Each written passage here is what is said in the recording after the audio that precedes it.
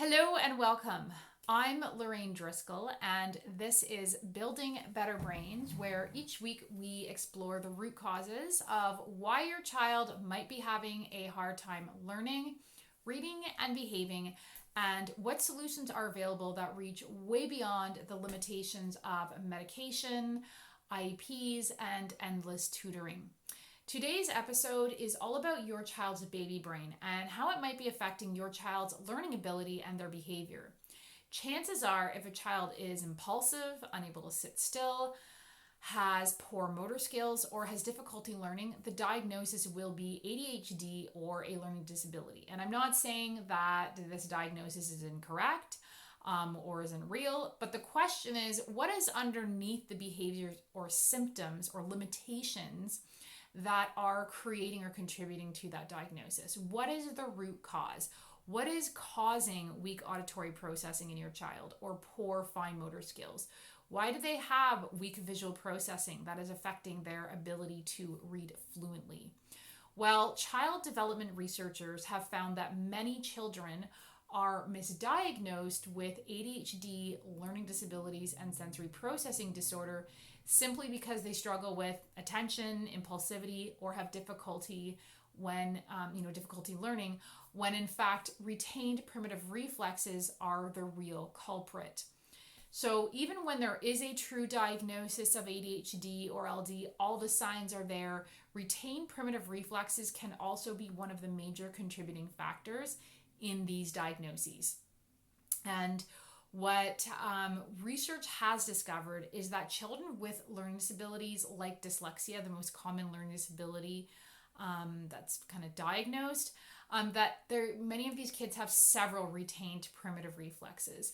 Similarly, children with ADHD, sensory processing disorder, and autism spectrum are also more likely to have these retained primitive reflexes. So by now you might be saying, retained primitive what? If you've never heard of this before. So let's start with what you know.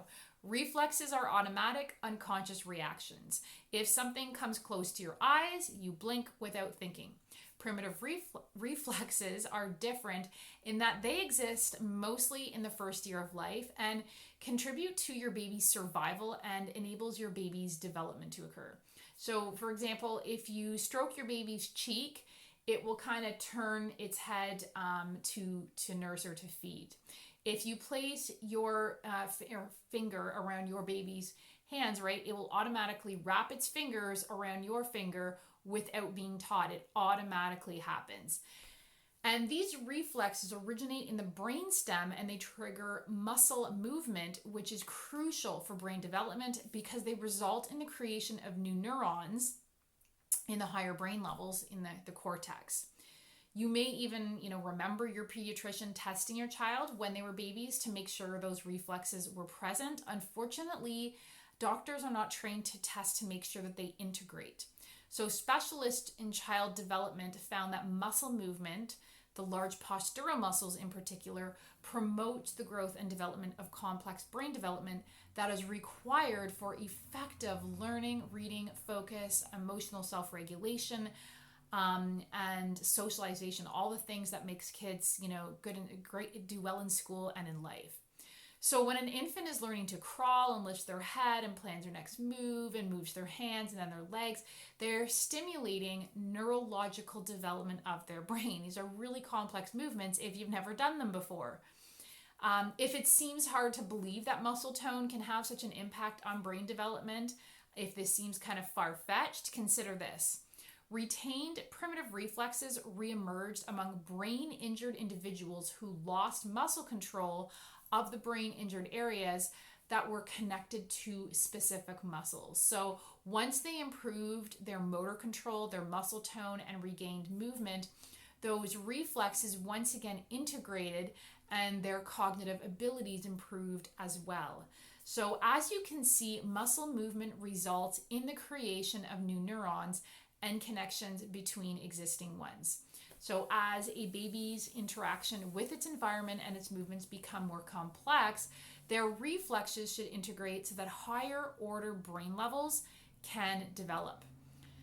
If these reflexes do not fully integrate, then they're what we call retained primitive reflexes, meaning they still exist, meaning reflexes that are present but should not be present or should not be appearing anymore.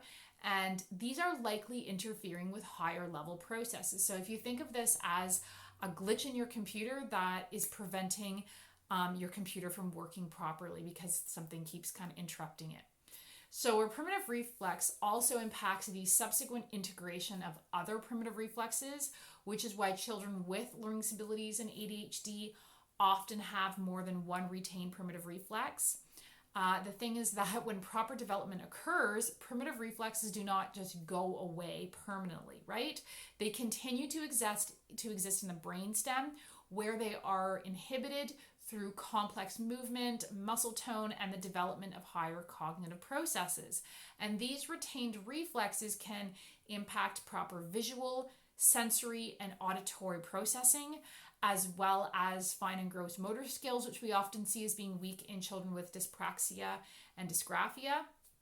And they are often the underlying culprits in learning disabilities, ADHD, ASD, and even anxiety as well as ODD.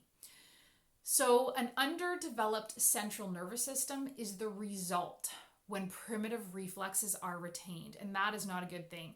So this is also known medically as neuromotor immaturity, which can lead to all of the problems that we're talking about: learning, behavior, sensory processing, cognition, and motor skills. So if you suspect your child has retained primitive reflexes, it's not too late. There are specific movements that can be done to integrate those reflexes.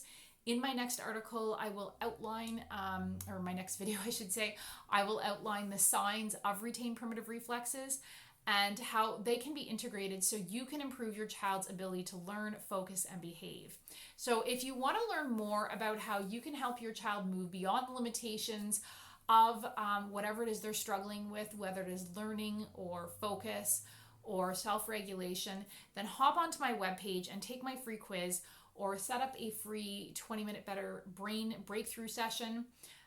Also, I should mention, coming up Sunday, October 27th at the beautiful Willoway Farms in Almont is an all-day parent retreat where myself, parent coach Sylvia Corzato, who regularly appears on CTV with lots of great tips on parenting, and hormone specialist and nutritionist Heather Waddell will lead you through how to help your child reach their full potential while teaching you how to recharge your own batteries. So spots will fill up fast. I hope to see you there. Thanks for watching.